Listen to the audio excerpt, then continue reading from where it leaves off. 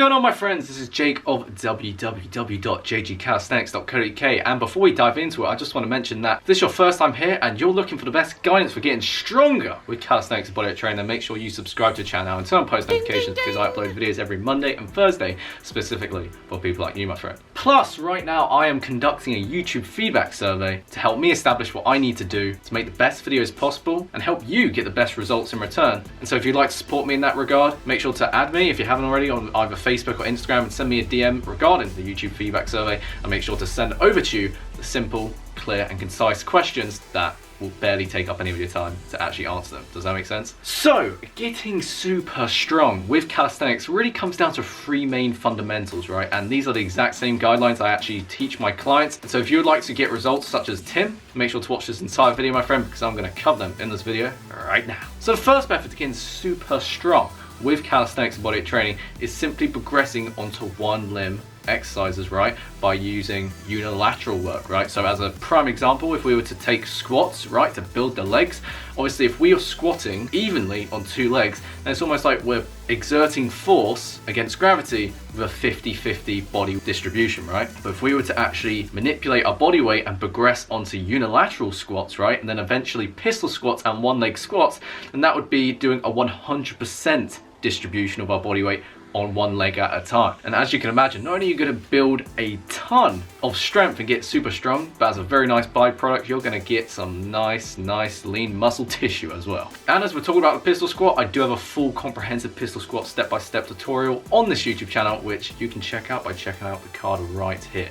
And the same applies with the one-arm chin-up, of course, once you become very comfortable with regular chin-ups, right? Because by progressively overloading the exercise, by shifting more and more of your body weight onto one limb at a time as you get stronger, your muscles are going to have no other option but to get super strong by repairing bigger and stronger muscle tissues as you recover from each workout. So when you come to the next workout, you're stronger than before. Does that make sense? Now the second method to getting super strong with calisthenics is what's known as accommodating resistance. And if you're not sure what this is, basically with body weight and calisthenics at least, this is where we actually increase the intensity of an exercise by manipulating our body weight and changing the position of our body weight mid-rep.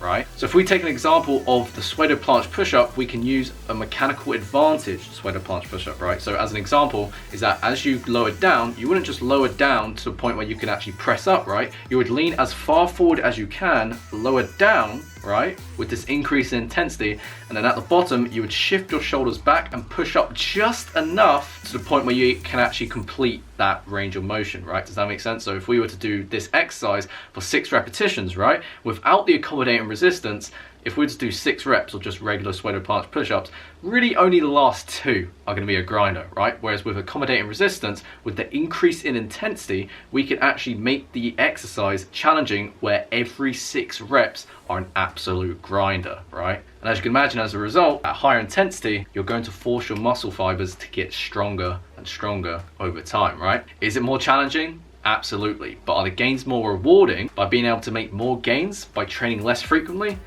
Absolutely. And also, comment down below, what I'd love to know is how many days a week do you train with calisthenics? I personally work out just 3 days a week, but because it's less frequently, right, the intensity is much higher. Comment down below how many days a week you train. I'd love to know. And method number 3, the last method I want to cover in this video for getting super strong with calisthenics, is using drop sets to bridge the gap for harder body weight progressions, right? So as an example, my coach Phil Chubb has me wanting me right now with the goal of increasing my reps of chest to wall handstand push-ups before getting me on to doing handstand push-ups on gymnastic rings, right? And so if we were to do 3 sets as an example, right, and we were to do, let's say, handstand push-ups by the wall, 3 to 5 reps, that's not really, you know, enough volume to provide a sufficient stimulus to really optimize our strength gains, right? Then at the same time, if we were to only do an easier progression, like let's say elevated pike push-ups for full range of motion, yes, we may be able to get more reps and higher volume, but because the intensity is lower, it's less efficient for getting stronger, right? So what we can do, we can get the best of both worlds